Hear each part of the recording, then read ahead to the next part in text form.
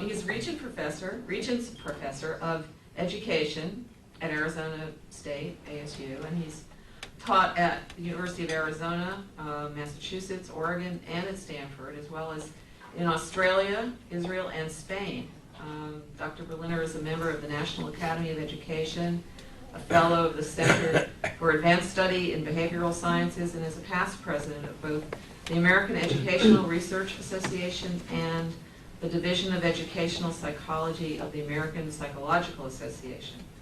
He's the recipient of awards for distinguished contributions from these organizations and the National Education Association. He's a co-author of a best-selling book called The Manufactured Crisis, which he co-authored with his wife, Ursula, who is here. Oh? I have co-authored with Ursula. Oh, I'm sorry. You co-authored with his wife a book called Putting Research to Work. I'm sorry, I got ahead of myself.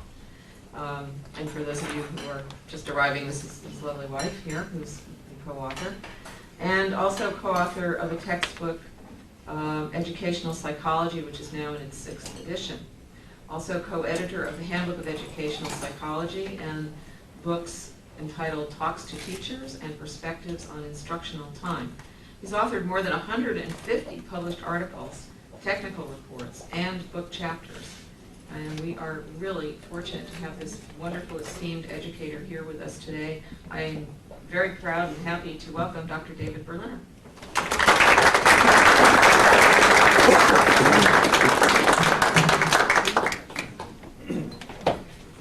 Thank you for the invitation to join you.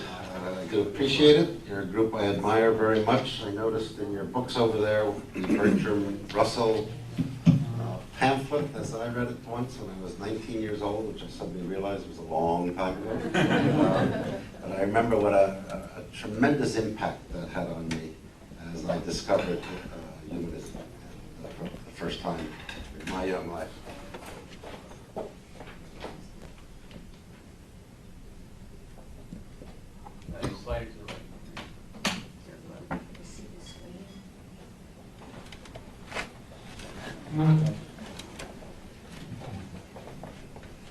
Anyway, I'm very pleased to be with you.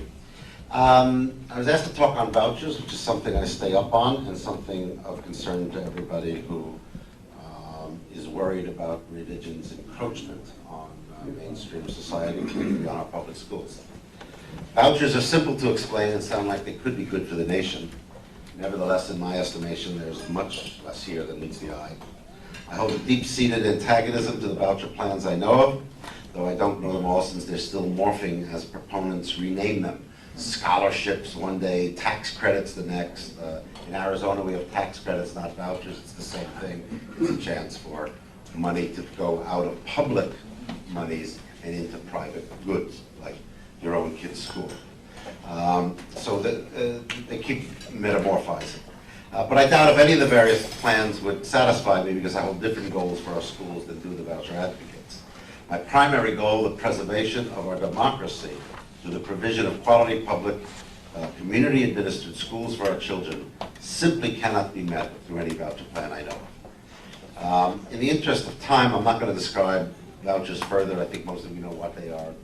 State monies that are used ordinarily for kids to go to school can go directly to a parent. I'm not going to talk about their history. They've actually been around for quite some time in the tried the 70s. And I'm not going to talk about who supports them, though. The latest wrinkles are the homeschoolers trying to figure out how to get vouchers to stay home. And you talked about breeding, I think, in the last. The more you breed, the bigger the vouchers you'll get, and that should be an interesting little. If the homeschoolers get vouchers, then 10 kids get you $5,000 a kid. You can make $50,000 a year by breeding. This is bizarre, okay? But it's a trend in Pennsylvania that's actually quite real, where they are getting money for homeschooling. Anyway, the vouchers are very complex and keep changing. What I thought I would do with you today, and what I try to do with people, is just talk about the myths about vouchers, because there are people who are promoting them, and I think most of these promotions are myths. So with that, I'll go through a baker's dozen or more of these myths and work our way through. Myth one is that public education does not work. that vouchers and other mechanisms are needed to get our public schools to perform well. This calumny is used all the time by those unaccustomed to facts, and is the basic premise behind the voucher rhetoric. But the best tests of the country designed to show change over time are called the National Assessment of Educational Progress. They have been given for about 30 years. They show a remarkable record of stability and growth. These scores are not down in 30 years. It's always hard for a person over 50 to think that a person under 20 is smart. Okay? This has been going on since Socrates roamed the streets of Athens and talked about the youth were going to kill off Athens, and 500 years later they actually did. You know, Athens disappeared. But the point is that it's very hard to think that the next generation is smart, because they are callow youth. But the fact of the matter is, when you look at the test scores, the only test that's tracked them from roughly 1968 through last year, most of the scores are up or steady. And steady is the miracle, because we've added many more immigrants and many more poor kids to the rolls of the schools, many more special ed kids to the rolls of the schools. So if you could hold steady, we have a miracle. Fact is, they're actually up a point or two on many of these. The scores of white students are up, and the scores of African American and Hispanic students came up dramatically, though stopped about 10 years ago. The scores of overall U.S. student population today, if you took that distribution, you know, the famous bell curve you get on almost any test. If you took the distribution of the scores today and laid that bell curve over the distribution of their parents who took the test in 1970, today's kids are at the 60th percentile of their parents' distribution. The whole thing moved up. I don't know how to tell you this. It's hard to accept. Today's kids are smarter than you were. Okay? But the data is really quite clear on that. Were. Smarter than we were. Smarter than you were. Very well put. Very well put. Good for you. That's a better way to say it. They're smarter than you were. Okay. Yeah, you didn't stop learning. It's clearly not general failure, but unequal distribution of success that characterizes American public schools. Everyone knows that some schools are not working well. That's not an issue. These schools are most often underfunded, have the least qualified and the least experienced teachers, attempt to educate the highest percentages of children in poverty, and are located in neighborhoods with high rates of poverty, crime, drug use, and domestic violence. The international data make this all quite clear. You all heard about how terrible we are in international, but it's not true either. We can look at the 8th grade results of the TIMSS study. TIMSS is the third International Mathematics and Science study. In mathematics, 41 nations participated, and 32 of those 41 nations statistically outscored Louisiana, and 36 of the 41 outscored the District of Columbia. But only 6 nations in the world beat Iowa and Nebraska in mathematics. So some of our states are doing just fine. I mean, can we improve? Of course. But the whole point is that some of our states are doing awful, and some of our states are doing well. And one statement about the whole U.S. system can't hold, because we're too diverse. In science, 26 nations outperformed Mississippi, and 37 of the 41 nations beat the District of Columbia. But what no one noticed as they said how awful we are was that only one nation, Singapore, had science scores above Colorado, Connecticut, Iowa, Maine, Massachusetts, Minnesota, Montana, Nebraska, North Dakota, Oregon, Utah, Vermont, Wisconsin, and Wyoming. Some of our kids are doing great, second in the world. But the newspaper headline was, U.S. average. Well, I don't know how to tell people, average is where you usually come in. Okay? That's why it's called average. Okay? And when you take a large group of poor kids, often black and Hispanic, and you pool them with a group of wealthy kids, often white and privileged, you know what happens? The white scores look good, the minority scores look bad, and when you pool them together, you look average. Okay? See, that's what's happening to the U.S. scores. Do we know where our children are not performing? Well, you bet we do. We're informed from the latest version of that international study that in science, for the items common to both the TIMSS study and the repeat of that study, the scores of white students in the United States were exceeded by only 3 other nations. White kids were beaten by only 3 other nations. But African American school children were beaten by every single nation that participated, and Hispanic kids were beaten by all but 2 nations. Similar pattern was true for math and science. Okay, you get my point here. Privileged kids in America are doing really well. Other kids Those who want to undermine our public schools condemn the whole system. They say, the schools aren't working. They're wrong, the schools are working just fine in some places. Let's talk about myth 2.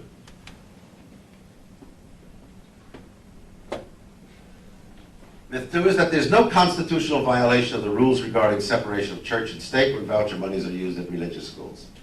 I don't believe it. I believe vouchers to religious schools do violate the separation of church and state, a policy that served this nation well for long. Removing these barriers without regard to history seems quite dangerous. The ethnic cleansings of the former Yugoslavia, recently so prominent in the news, are about Christian and Muslim hatreds that go back hundreds of years. The Rwandan genocide, the troubles of Northern Ireland, as well as the continuing animosities between the Palestinian and Israeli peoples, the Turkish and Greek peoples, the Russian and Chechnyan peoples, and the Pakistani and Indian peoples, all have many causes. But each of these is also a manifestation of tribalism. A very primitive form of tribalism is at the root motive for many voucher advocates. Tribalism can destroy our nation, as it is destroying other nations and regions all over the world. Tribalism leads to unending war. What do I mean by tribalism? I don't want anything to do with you. I just want to circle the wagons, and it's my people that are important. The minute you adopt that, I mean, you see it in Afghanistan so clearly.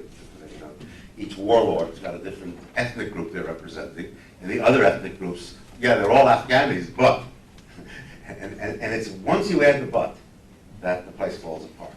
So I think vouchers are really being advocated by many people, not for market economies, but as a simple form of tribalism, saying, I really don't want my kids mixing with those kids.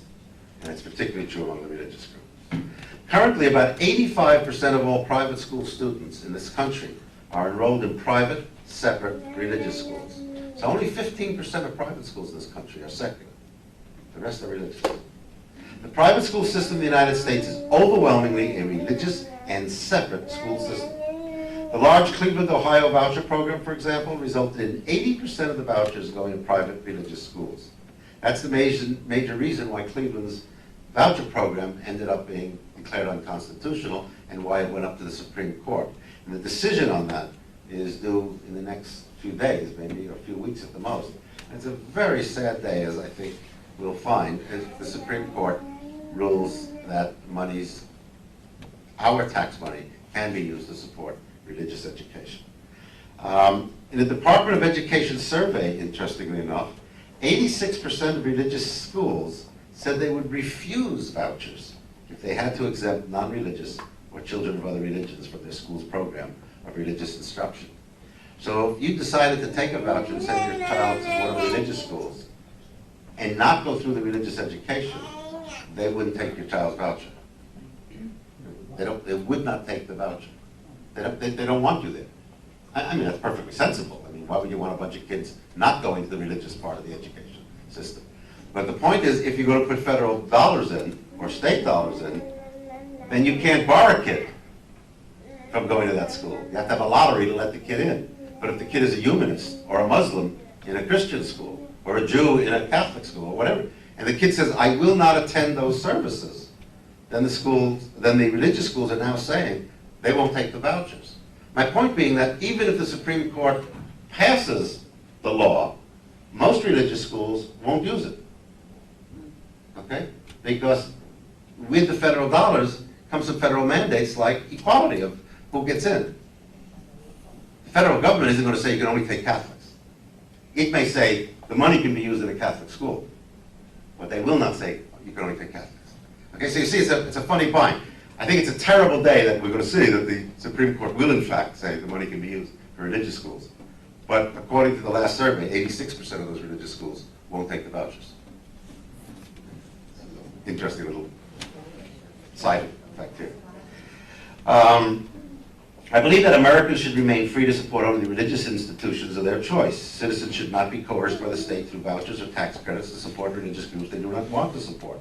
I may personally choose to donate money to an interfaith school funded on the Christian principles espoused by the Reverend Martin Luther King. But I actually have no interest in, and I should not be required to directly support with my tax dollars the schools of the Reverend Louis Farrakhan, the disciples of Rabbi Maya Kahane, or the schools run by pastors like Pat Robinson or Jerry Falwell. I also wonder if the deeply committed evangelical Christians, who are often voucher advocates, really want to support Buddhist schools or Shinto schools or Hindu schools. In those religions, the Western Judeo-Christian God is lacking. The adherents of those religions do not accept Jesus as their personal savior. Obviously, Buddhist, Shinto, and Hindu schools would be eligible to receive and provide religious instruction to students supported with state-issued, tax-supported vouchers. You wonder if the advocates of vouchers really accepted these consequences, or would they soon want only Christian faiths to receive the state revenues? Some, I judge it to be traditionally and profoundly un-American to set in place a process that makes me support sectarian institutions through my tax dollars. I desperately hope the Supreme Court agrees, and we'll know that in a few weeks. Myth 3.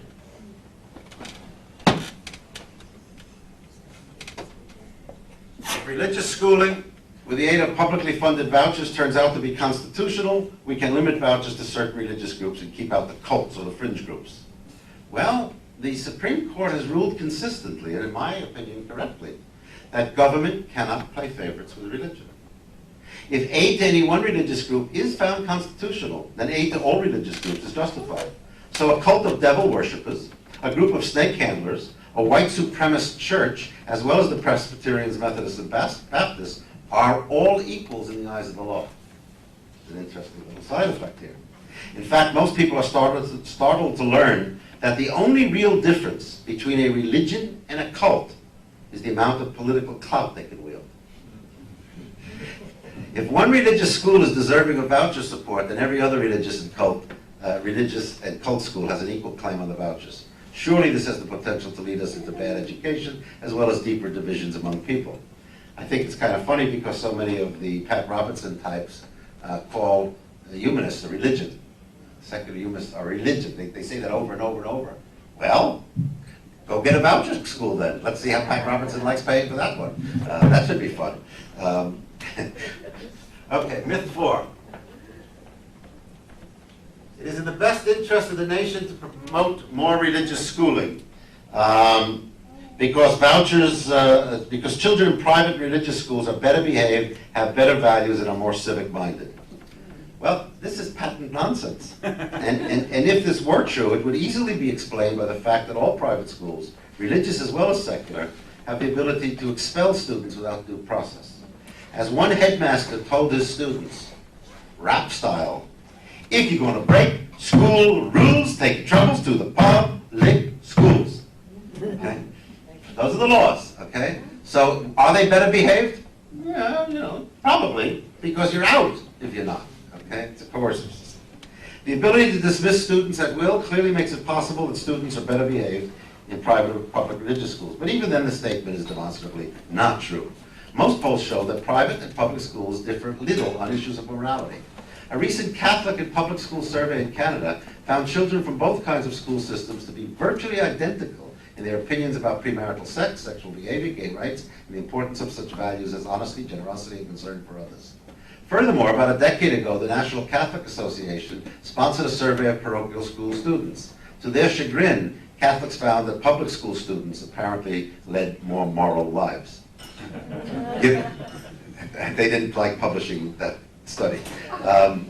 Given what the poor Catholics are going through right now in the newspapers, you can see why. I probably should have said this. Okay.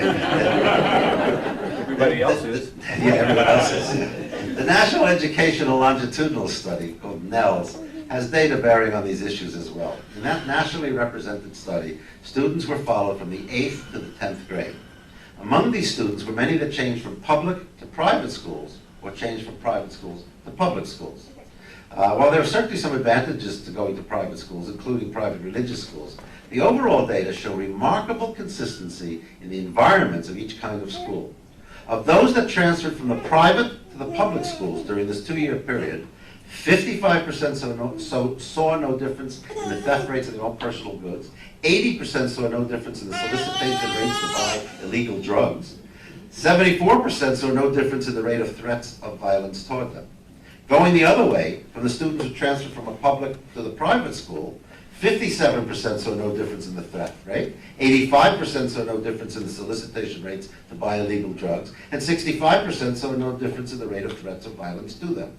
Over 85% of the students who changed from one type of school to another responded they feel just as safe or unsafe in one type of school as another.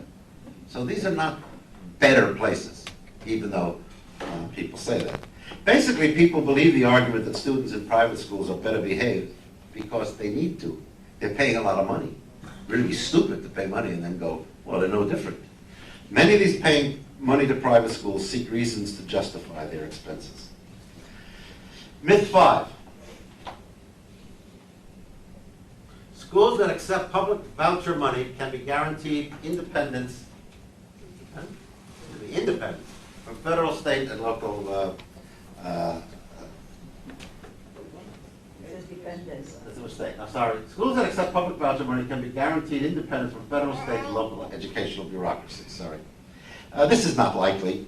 Public financing always comes with strings attached. In our country, if a voucher was used to support an Orthodox Muslim or an Orthodox Jewish school, would that school be allowed to educate women separately from men? I don't think so. If a voucher was used to attend a fundamentalist Christian school, would that school be allowed to teach women obedience to men, as demanded in the recent doctrine issued by a large group of Baptists and as taught in the textbooks used by many Christian schools? I don't think so. Even if a school was secular, if it accepted a voucher, would it have the right to refuse to continue the education of a child for poor attendance, or for satirically portraying the school administrator in ways that the administrator judges to be disrespectful? Some caricature, so they throw the kid out. Can't. Federal rights come into play once you take the voucher. The simple fact is that the government regulates that which it subsidizes. There's a law for our times. The government regulates that which it subsidizes. This is an immutable social law. Private schools, religious or not, would ultimately resemble the public schools. They would not remain autonomous for long. They will, and I think they should, lose their individual identity if they accept public monies. As one example of this, in England, the abuses in private education supported through public funds were of such a magnitude that the government was forced to step in and regulate them. The government had to create parent councils to help them gain control of the private schools that their children attended. The parent councils were given the authority to abolish the school's ties with their religious order, if they chose to do so. Interesting. Thus, I recommend to all private schools that if they wish to stay independent, they should refuse all vouchers. That's their only public stay independent. And I'm not against independent schools. I'm just saying, once you take the voucher, then our citizenry has some right to say how that money is going to be spent. Myth 6. Other Western democracies provide tax money to private religious schools without any apparent harm to their democracies. This is not true. It's just simply not true. Let me give you an example. In Chile and Scotland, each of which has tried large-scale voucher programs, there was an increase in segregation among social classes. And in New Zealand's voucher program, it was revealed that there was more racial segregation after vouchers than before. So there is actually considerable evidence from 3 other countries that vouchers do, in fact, hurt the democracies that have tried them. That evidence is available to anybody. Okay? Let's keep going through these. 7, American parents who want vouchers should be allowed to have them just as other parent groups want the right to have bilingual and special education. This is nonsense on a number of grounds. First of all, parents want lots of things they cannot get for their children. Some parents want more inclusive or more exclusive gifted programs. Some parents want soccer to be a school sport. Some parents want school prayer to be said every day. Some parents want sex education taught, and others don't want evolution taught. Just because some parents want something doesn't mean there is any entitlement for it.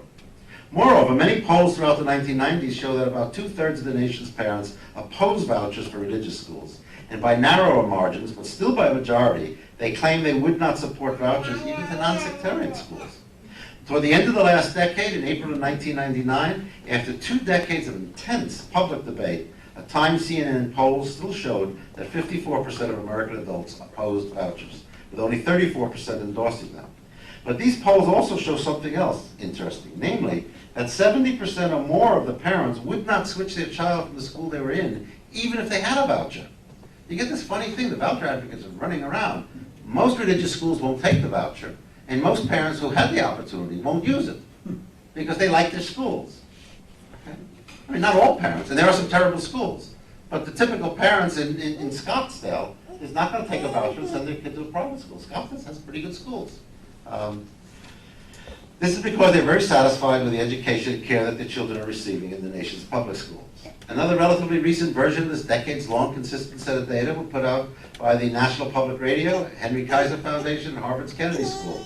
In their poll, done July '99, they duplicated the Times CNN poll. 54% of the parents in the poll opposed vouchers, and 66% of the parents said they wouldn't use them if they got them.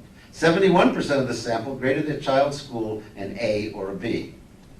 Perhaps better than the polls is the actual test by ballot of parents' desires to have a voucher plan. Since 1967, voters in various U.S. states and the District of Columbia have voted against referenda for vouchers 19 times. In every case, they voted them down, and the votes have been about 70% against and 30% for. Clearly, voucher advocates need to create a market for vouchers because one does not now exist. Which brings us to the next myth. The demand for voucher schools is strong. Well, no. Rand Corporation points out that the demand for vouchers in Texas and the demand for charter schools in Arizona is quite real at first, but such demand does seem to dissipate over time. We do see that current demand is consistently weak for private education of the type where parents have to put up quite a bit of the money themselves because the public voucher or private scholarship will not cover all the costs of schooling. So the kinds of scholarships being offered, $1,500 for a kid to go to private school. Good private schools cost $10,000, $12,000, $13,000. So if you get $1,500, you still have to come up with $10,000 on your own.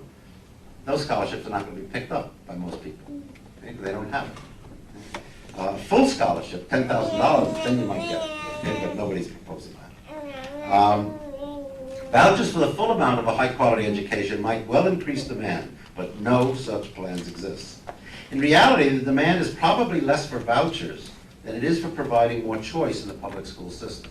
I'm making a difference here between the voucher, which is the state money to the family, and lots of choices that people would have in a public system. We already have something like 36% of the kids in schools are there in schools of choice because the parents were well enough off to pick where they wanted to live. So 36% of the kids are in schools of choice because they chose to live in North Scottsdale or Ahwatukee and move out of Roosevelt or Murphy. Those are the lucky parents. 36% of them made choices. They moved where schools are good. In addition, we have about 12% of our kids in public schools of choice. This is magnets and charters and special schools for the arts and sciences and so forth. Put that together, and 48% of the nation already has choice. 48% of the nation is choosing, either by where they live or with magnet schools or something else. So where's the demand for vouchers? It's coming from the crazy marketeers who want a free market in education. But the demand is not there when 48% already have choice. Meanwhile, the families of about 41% of the school children in this country have no such choice options. But these families are not all dissatisfied with their public schools. More choice for these families would go a long way to reducing the small demand that exists for vouchers among them, among Black and Hispanic and Haitian immigrants in this country, and Southern Asian immigrants. The concerns of these families for choice can be handled by increasing the number of charters, magnets, and other special schools. But their concerns are actually best handled in the following way. If we reduce the class sizes, if we instituted a demanding curriculum, if we paid qualified teachers well, and funded the schools for the poor in proportion to their needs, rather than the basis of some formula that keeps poor kids from ever getting high-quality schooling, those parents would like their public schools too. So the demand is where people are being screwed. Let's just say it outright. Okay? Myth 9. The supply of private schools will increase to meet the demand for their services. Doesn't look like that. It's going to happen. When the first voucher referendum was on the ballot in California, a survey determined that there would be room in private schools for about 3% of all the public school children in the state had vouchers actually been funded. In California, as elsewhere, there is no capacity in the private sector to handle tens of thousands of voucher students should voucher plans increase in number. You could pass a voucher plan tomorrow. Nobody has the money to put up the physical plans. Because you're a small business then, right? You're a small business, untried. Where are you going to get $18 million to build a school? The state can build the schools because they can get $18 million. But a voucher company can't, which is why Edison and some others have gotten into it. Yes, sir? It seems to me that the way I looked at it originally, it seems to me it's still the way it is. The only people who can afford to send their kids to private school for the most part are people who have the money already. Absolutely. And the voucher is just a tax break for them. I'm going to give you an example of what that will work out to. You're quite right. Okay, so often overlooked is that private schools that now exist are typically much smaller in size than the public schools. 57% of the private schools in the nation enroll under 150 students each. Okay? So there is no capacity out here, even if you pass the bill tomorrow. Moreover, a good part of the ability of private schools to attract customers who will pay $13,000, $14,000, $15,000 lies in their exclusivity. Parents are attracted as much or more by the peers their child will play with than the curriculum their child will get. Such schools are not about to let in anybody with a voucher, particularly students of lower class and color. They won't let them in their hallowed halls. Open enrollments and lotteries will not enable many private schools to maintain their reputation and their tuition rates, and thus there is no incentive for them to participate in voucher programs. Also overlooked is that the for-profit private schools seem to be incapable of making the profits they imagine. Tesseract and Edison are two good examples of this. Tesseract is out of business. They tried to build a chain of private schools. Edison is about to go bankrupt any moment. They claimed there was so much fat in the system that they could skim it off and make a fortune. Well, something happened along the way. There's not that much fat in the system. And they're discovering the bloated administrative salaries they're paying to themselves. Okay? I mean, you know, if you're going to run a big organization, it's going to cost you a couple $100,000 to get a CEO to run it. Just like it costs, I think, a school superintendent to run a major city school system. Okay? So they can't find the fat, they're going under. Edison has a bad record of accomplishing its goals, particularly profitability. Complicating the issue further is that few of the ordinary, non-sectarian private schools and no elite private schools are located in inner city neighborhoods. Many Catholic schools are there because the Catholics are living out a social gospel and they put their schools in the inner city very often. But most of the other sectarian schools and the schools, private sectarian schools, and the schools of other religious denominations are in wealthy suburbs, urban fringes, and large towns, not in inner cities. So if you give a kid a voucher to go there, how will they get there? In the West, we have no public transportation. Give them a limo voucher. Well, we actually have that. You know the story then. The 5 million or 15 million, I can't remember now, 5 or 15 million of the Cleveland voucher study ended up being used for taxi cabs, $15 a day to take the kids from the inner city to the school. I don't think that's what people had in mind. Getting that out of the system. Yeah. Okay, another myth. Parents who send their children to private schools face double taxation, paying for the private schools they use, as well as the public schools they don't use. This is a really stupid argument. It's patently dishonest. There is no way to fund the major new, this is bizarre logic. Parochial school or private school tuition is not a tax. It is an additional cost that parents choose to pay for something over and above what they already have available. If I don't use the public library, shouldn't I still pay for them? If I hire a private security service to monitor my home, aren't I still required to pay for the local police? Even if I am a pacifist and a conscientious objector, aren't I required to pay my federal taxes from which our army is supplied and their salaries paid? And don't childless couples and single people pay taxes to support the public schools? This double taxation argument is just simply hooey. Okay? Next You one. don't have to pay the second one. Voucher plans can be implemented so as to reduce the cost of schooling, or at the least, they will not take any money away from public education budgets. This is patently dishonest. There is no way to fund a major new initiative like charter schools or vouchers without raising taxes or taking money from the existing budgets. The notion that the public schools will not lose money in a voucher system is based on theories of human behavior and the realities of school funding with no basis in fact. With regard to human behavior, we ask two questions. If a much larger percent of parents have children in private schools, will these citizens be as supportive of public school budgets as they have been in the past? Don't bet on it. Self-interest suggests that it won't happen. Second, voucher advocates seem to have forgotten the basic principle of a free market. that it charges whatever the traffic will bear. This goes to your question now, sir. This means that private school fees will rise about the same amount that the vouchers will provide. Think about it this way. If a good private school now costs $14,000 a year, as they do, and that school is fully enrolled, as many are, and then every one of the parents in that school received, say, a $4,000 voucher, would the school keep their fees the same? Not in any world I know. Every economist I know would bet there would be an increase every year for the next 4 years, $1,000 a year, to use up the $4,000 extra dollars that come in, meaning the vouchers would cost more by the end of a few years, okay? Because they'd have to increase too. On issues of school funding, we asked some common sense questions. If 100 students leave 10 different public schools in a district, this happened actually in some charter areas in Arizona. If 100 kids leave 10 different public schools in the district, taking their vouchers or their charter money to a private or private religious school, does that mean that the schools in that district can close 3 classrooms? Of course not. Can the public schools fire 3 teachers? Of course not. Can they heat or air condition buildings at lower cost? Of course not. Can they reduce the maintenance staff or cut the cost of busing? Of course not. In fact, when you pull kids out and give them a voucher, the public school systems still have to run at almost the same rates they ran at, plus you're adding $4,000 or $5,000 per kid to go to the charter or the voucher school. It has to cost more money. These concerns about finance are not all theoretical. In the recent Milwaukee vouchers for 6,000 students, the public school budget went down $22 million. In Cleveland's voucher system, the public schools lost $5 million one year, and that amount would have risen dramatically if it hadn't been found unconstitutional. Furthermore, there was an unanticipated side effect of the Cleveland experiment.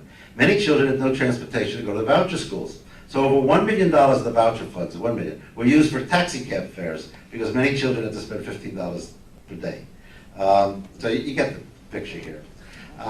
The Catholic schools of the United States are often used to show that school costs can be constrained, and they do so by enforcing policy that most of the nation finds unacceptable. They keep costs low by paying 63% of the salary paid to regular teachers in the public schools. So Catholic school teachers get 2/3 of what a public school teacher gets. Is that right? I don't know. Other religious schools pay even worse, providing just 57% of what public school teachers receive. The private non-secular schools also pay less, about 73% of what public school teachers receive. Of course, that reduction in wages buys less talent, since the private and private religious schools have teachers who are markedly less qualified. I mean, you know, if you believe in the market, then guess where the best people go? Where they're paid the most. And they're not being paid the most in private schools. Compared to attendance at a public school, a student at a private religious or non-sectarian school is over 600% more likely to have a teacher that does not have a bachelor's degree. 600% more likely. On the other hand, while in the public schools, they are 127% more likely to receive instruction from a certified teacher, 134% more likely to be taught by a teacher with a master's degree or better, and 150% more likely to be taught by a teacher who is more experienced. Furthermore, in public schools compared to Catholic schools, you are 342% more likely to find special ed services, 358% more likely to find services for second language learners, 600% more likely to find a bilingual program, and 254% more likely to find programs for the gifted. It costs a lot of money to run our public schools. You want to do away with all those things? That's what the private schools do. Public schools cost because they're there for the national good. Okay, number 12. Vouchers will promote competition between private and public schools, and the public schools will be forced to improve. This is not true. Competition from Japanese automakers did result in changes in the American automobile industry because Japanese cars were stealing the American market by making demonstrably higher quality cars for less money. In contrast, studies of public and private school effects reveal that the difference in achievement are small or non-existent. Thus, change by the public school is not a matter of life and death as it was in the automobile industry, and probably will not occur in the same way, if at all. Second, the public schools for the middle and upper middle class, particularly in predominantly white suburbs, are actually doing quite well in terms of producing high-quality applicants for college, which is what parents want. These students also score extremely well on any test of math or science internationally. Where, then, is the impetus for those schools to change? It's just not there. I like to tell this story. During the 1990s, high school students competed in the academic decathlon in Los Angeles. The high school students had to know 10 disciplines at a college level, including knowledge of Baroque art, 20th century musical compositions, poetry from the 16th to the 20th centuries, nuclear chemistry, NAFTA, algebra, and calculus. Who won the academic Olympics? El Camino Real High School, a middle-class public school, was the winner. Second place went to Garfield High School, once thought to be one of the worst public schools in LA. Third place went to Belmont High School, which is an overcrowded high school full of immigrants. Fourth place went, out of 59, public and privates, was Marshall High School, a public school with 72% of its students below federal poverty guidelines. Competition, the publics blew the privates out of the water. Just blew them away. Furthermore, the quality of the teachers, their preparation, their professional development is generally higher in the public schools and lower in the private schools. Okay, you get the picture there too. In one study that actually looked at teaching methods in public and private schools, they could find no differences. Well, that's not surprising. You put 25 or so kids in a classroom, there's only a certain number of things you can do. The methods are all pretty much the same. Private schools do have smaller classes. Okay, the baker's dozen now. Number 13, implementation of large-scale voucher plans would benefit all the nation's children. I think you already get that picture. It won't. Private secular and private religious schools do not have to take all the children whose parents knock on their door. Thus, a much smaller percent of the school-age children who may want to use vouchers will actually benefit from them. You get that picture. The recent Rand Corporation review of vouchers leads to this conclusion, quote, evidence for large-scale, uncontrolled choice plans suggests a tendency toward increased stratification on the dimensions of race, ethnicity, and socioeconomic status, unquote. Clearly, the Rand Corporation found vouchers will go to some of our children, not all of our children. And the final, more than a baker's dozen, number 14, students in private schools do better academically than do students in public schools. This is one that's hard to understand, but it's simply not true. First, we should note that secular private schools as a group and public schools as a group are so heterogeneous as to make a comparison of the two completely impossible. Okay? We have wonderful private schools and terrible private schools. We have wonderful public schools and terrible public schools. So just comparing public-private is comparing nothing you can really understand. It's a phony horse race. Catholic schools as a subset of private schools have a good reputation along a number of dimensions, but they vary as well. Lumping schools all together make comparisons difficult and untrustworthy. Nevertheless, people do that. And what does the evidence of the decade of the 90s tell us? It's actually consistent and clear. At the elementary grades, private schools have a slight advantage. But by high schools, these advantages disappear, and in assessments of advanced mathematics and science, the public school students outperform the private school students. Actually, considering that the socioeconomic class of the students in private schools is usually higher than that of the students in the public schools, and private schools are far more selective than the public schools, this is a dismal showing by private schools. But that's because we're lumping really good ones with awful. So you talk about private schools, you're talking about Exeter and Choate back east, and you're talking about the little Baptist private school down the road. Well, some of these are great, and some of these are awful. In the arts, the same kind of results occur. We found out that the public schools did very well. In civics, the private schools do better. We also now have data from the Milwaukee and Cleveland voucher experiments. These data are so clouded in sampling and design problems that it is not easy to make a statement. Let me give you my interpretation of it, and it coincides with some of the major researchers, but not all of the researchers. That statement is that the data is so clouded, you cannot make a statement now about whether public or private schools have an advantage on achievement measures. The exception is this. When there does look like a private school advantage, the voucher schools winning on the test scores, it's easily attributable not to the voucher, but to the smaller class sizes that the voucher schools use.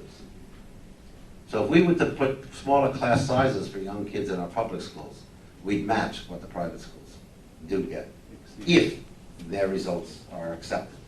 And even the if is a problematic thing. I mean, we're not sure they're getting better results.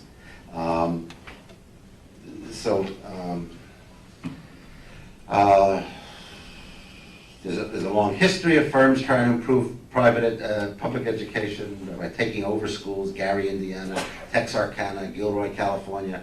None of them have ever done it. Test scores always fell short of what they promised. That's the Edison schools problem.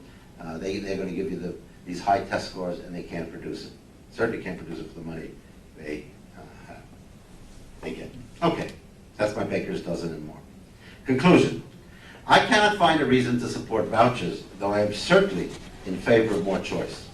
Vouchers will leave in their wake weaker public schools for the nation, will ensure that there is greater inequality of educational programs between the haves and the have-nots, and if implemented, especially if vouchers are allowed for religious schools, will divide the nation even more along race, class, and ethnic lines than we are today. Among the outcomes I prize for our schools is that students be prepared to live in a multiracial, multi-ethnic, tolerant society.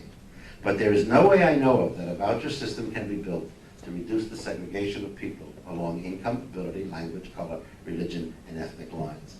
In fact, voucher systems will increase our social distance from one another.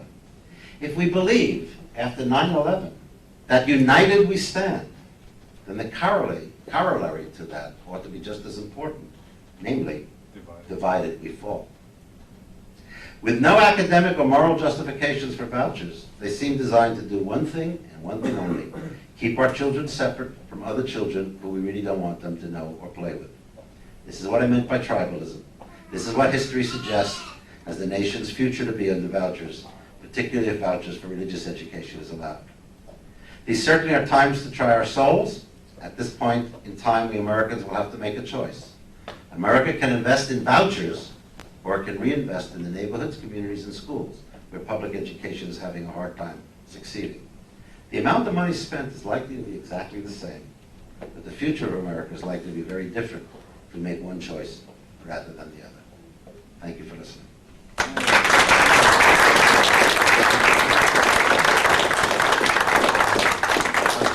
Please, Susan. I have a couple of questions. I'll ask one first. Who is behind, is the fundamentalists who are primarily, correct me if I'm wrong, primarily pushing for a voucher system, and isn't their purpose at the heart of it, and they've openly stated it, to dismantle public education, and are they doing this by stealth means, by putting people on the boards, and what can we do about it? Yeah. You remember the notion of tribalism was important here. The Family Council Dobson's group, Pat Robertson, Falwell, they don't want their children going to school with my children or grandchildren, because my children and grandchildren are evil in some way. They're tainted. Yeah. They've talked about the homosexuality in the schools and the Satanism in the schools and the teachers teaching these awful things. They hate the notion of whole language and comprehension activities because they say that magazine we just had. The reason they're so against the public schools is almost every public school teacher believes that what you read on a page is an interaction between what's on the page and what's in your head. Okay?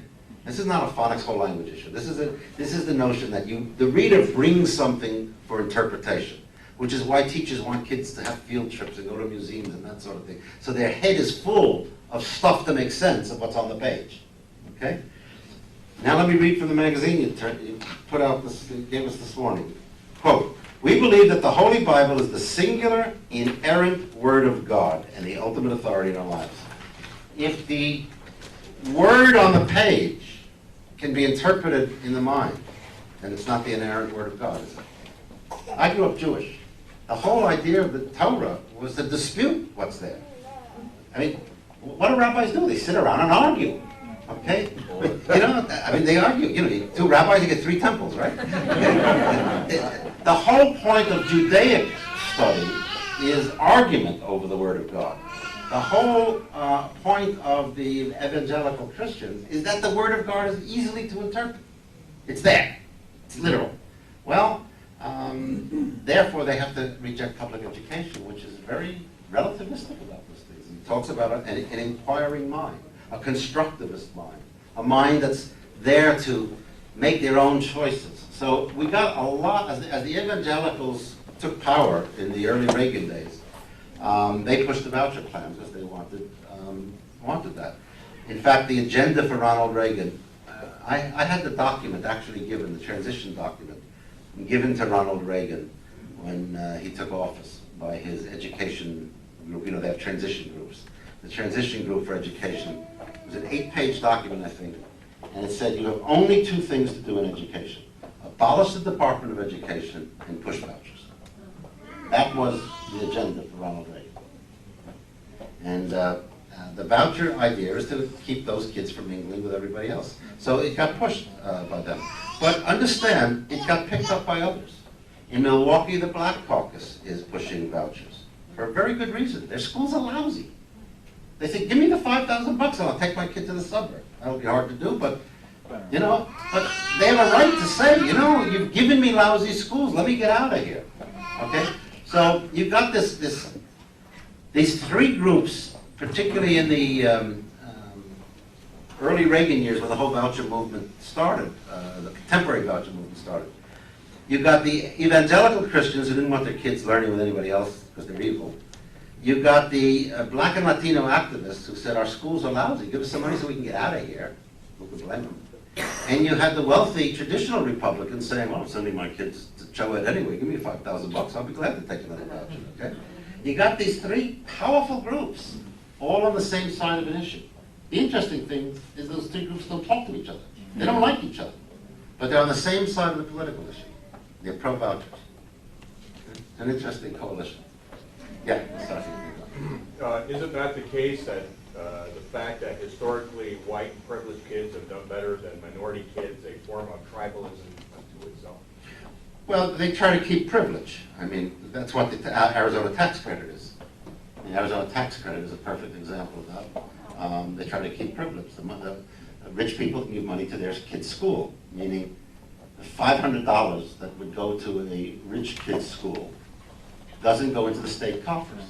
It goes into the school of their own kids. So it's a way of keeping privilege. And yeah, I mean, white kids with higher scores will get the better jobs. So we got to make sure that that stays. If you're a white person, I mean, I don't think they sit around at midnight and take blood oaths on how to keep minorities out of the boardroom, but they act in the same ways. So they might just as well as. The honors endorsement in Arizona, I don't know if you know this year or next, I think. It's the first year of an honors endorsement. They're going to give kids who graduate high school, this is the original proposal, kids who graduate high school with a score of over 1,200 on the SAT exams will have an honors endorsement, making it easier for them to get to any college they want. The only problem is the correlation between SAT score and social class is about 0.8. Yeah. I mean, I can predict your SAT score if I know your family income. It's that clear. So they were going to give the honors endorsement essentially to about 97% Paradise Valley, North Scottsdale kids. And hardly anyone from Eloy would ever get one. Okay? Because bilingual kids growing up in Eloy don't have the teachers to score 1,200 on this test. That's a way of maintaining privilege. Now, I fought them on this, and there's some other ways they're going to give honors endorsement. But that's what they're doing. Michigan did the same thing. They gave scholarship to kids who score high on the MIAP, the Michigan Education Assessment Program or something. And 86% of wealthy kids in the suburb got scholarships to go to college. These were all kids who would go anyway. And like 14% of the kids in Detroit did. It's a way of maintaining privilege. Okay?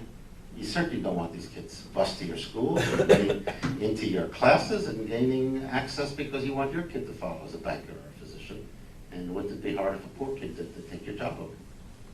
It really is class warfare going on out there. And it's not done by people taking blood oaths in the middle of the night and saying, let's beat up lower class people. But they're making rules that do the same thing. Yes, sir? What is the current political status of the voucher issue? Richard Rothstein, if you read him in the New York Times, had a nice article on that the other day. He said, you know, maybe 10 years ago we really needed to fear these things, but it's been peaking because the public schools are doing pretty good. Most people already have choice, as I mentioned. We've looked at the data now. Almost 50% of Americans do have choice already. And of the other approximately 50% who don't, they're not all dissatisfied with their schools. A lot of them like their schools and the teachers and principals. So there's been a waning of the voucher movement, except by the privateers, who see this as public money that they're not getting their hands on. I mean, the Carlyle Group in the military is matched by McGraw-Hill. McGraw-Hill gives money to the Bush administration. McGraw-Hill got the phonics laws passed. McGraw-Hill just happens to have the 2 best-selling phonics textbooks in the country. McGraw-Hill has the tests for phonics achievement. And what you're seeing is the greed of private industry in developing vouchers to make the money straight out. Instead of having to just sell textbooks, they'll sell the whole stuff. But I guess what I'm asking is, what is the likelihood of a voucher program being passed nationally by Congress? By Congress, I doubt it, but in Pennsylvania and Arizona, it's always a likelihood. I mean, if Lisa Keegan didn't get kind of run out of town for screwing up the Ames test, I mean, she was pro-voucher.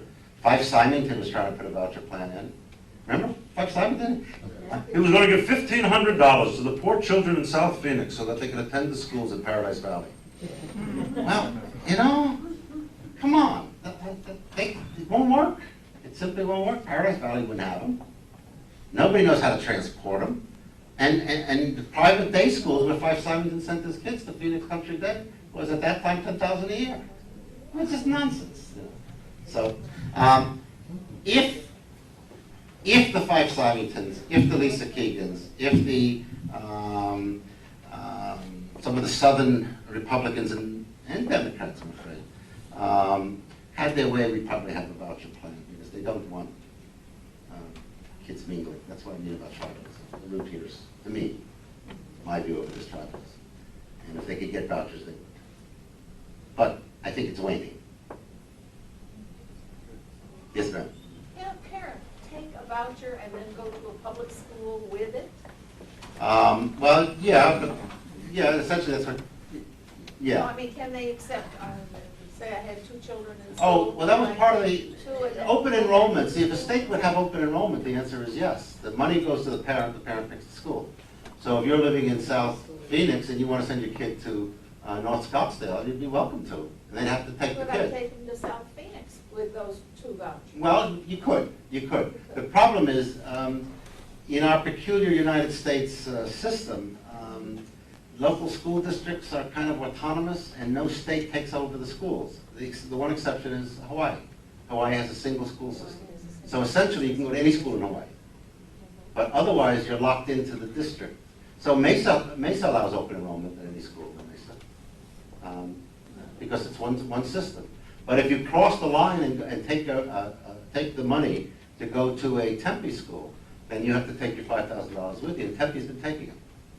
So there are a whole bunch of kids in Tempe coming from Roosevelt and Mesa with their $5,000, essentially like going to a charter school. So it can be done, but it's difficult to cross district lines because we don't run state systems, we run district systems. Yes, sir. What about handicapped students? Oh, that's a good point. While many of the voucher schools and charter schools are starting to provide those services, the private schools do not. Essentially, if you have a costly problem, you're not welcome. And most schools are discouraging those kids one way or another from going in, charters and vouchers. The charter schools have to take them, okay, because they're public schools. The money is public money. The voucher schools don't have to take anybody under those rules. And the question is, would they? And of course, it costs on average 2.5 times more to educate a handicapped kid, a special ed kid, than it does a regular ed kid. So Edison schools, for example, says, oh, we take them all. And we have report after report of underrepresentation in the Edison schools of special ed kids because they discourage them and get rid of the parents. But they say they take them because they have to do it. So 2.5 times more is the average. And then for certain kids, it's, $100,000 a year to educate some kids. Yes, sir. I just wanted to say, on one of your myths, you addressed the issue of this kind of public money for religious education corrupting American democracy. I think in presenting these myths, you could also add that some might construe it as affecting the religions also. You were specifically referring to foreign examples, and what is in my mind is the example of Denmark, the specific point being that the churches there, the Church of Denmark, whatever they call it, is basically a public institution. The average, or all the ministers there are public employees, like a post office, basically. And so, you know, the typical minister there is a woman who's being, you know, essentially administered by the government. And so are all these fundamentalist people in America aware that that's the road they're trying to go down and lead as the example? I don't think so. I think they'd all be against the Northern European socialist church models. Northern European countries have outstanding records of taking care of young people. They nurture the young through schools. The lack of poverty, 4% poverty rates in Denmark, Norway, Sweden. We have 21% poverty rates for children. Okay, so what they've done is build a society that is much more secular, much more social, and it's a nice place to raise children. If you're going to be poor, Yeah. you want to go there. It's interesting. I don't think they know that. Yes, ma'am. We'll work our way around the table. In school districts such as the Roosevelt District, Yes. I know that there are a lot of charter schools now. Yeah. And parents in the Roosevelt District who don't want to move out of the district or send their kids out of the district but want better schools frequently send them to the charter schools. Have there been any test results as to how good those schools are? And how does somebody even know what the real agenda of the charter school is? For the ones who send their child there. You're essentially entering the world of advertising, and the only way to know is to sit in the school and find out. I went to the Advantage Charter School on North 16th Street in Phoenix, and I went home and had the first adult nightmare I've had.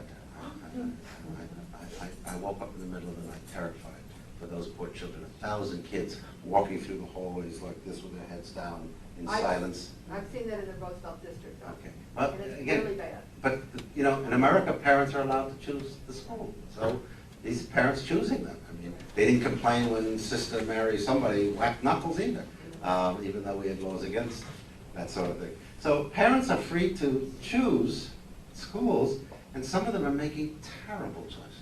That Advantage Charter School was the Advantage Charter School was the worst school I'd ever been in. Now, that same day I went to the Horizon Charter School, which is down in Ahwatukee, and I thought it was one of the best schools I'd ever walked into. So again, it's the huge variation of schools, and the only way to know it is to sit there and watch. Is there, No is supervised. there, Oh yeah, my wife added one of our pet peeves. I've been accused of being anti-charter, and I said I'm not anti-charter. I like charter schools. I am anti-no oversight. We have a state that set up charters and refuses to investigate how they're working and what's going on in them. that's what I was just going to ask Okay, you about. so the real issue is oversight by the state. It's public money. It's your money. I mean, the kids go in with $5,000. It's your $5,000, and nobody's watching. Right. And some of it's lousy education. Some of it's a violation of human rights. Right. Plus, we don't even know the real purpose or the real focus of those schools. Right. Is that correct? That's correct. I mean. Well, we have one in Mesa that advertises. We help you get into Brigham Young. Well, at least that's open. Well, it's open, but it's illegal. Of course it's illegal. It's a charter school. That's not a private. That's not a private school. It's a public school doing religious training. And Lisa Keegan said, "Well, you know, I guess they shouldn't do that." Well, Lisa Keegan had to follow the rules, to follow the law, and they had to close something like that down. Hope she just follows the road. Thank you, Lisa. I think part of the problem is the deliberate destruction of public schools I agree. through taking that money and blowing it elsewhere. Money that should be spent for rebuilding the schools, providing books for the schools. It's being done deliberately, that they don't get the money, they'll make the funds. There's a deliberate movement, wherever you go, to try and destroy the public schools. And nothing's being addressed as to why this is happening. But it's absolutely happening so that we can get more charters and more... If you appreciate the Humanist Society of Greater Phoenix and would like to see more, then subscribe to our channel and check us out on Patreon. Links are in the description.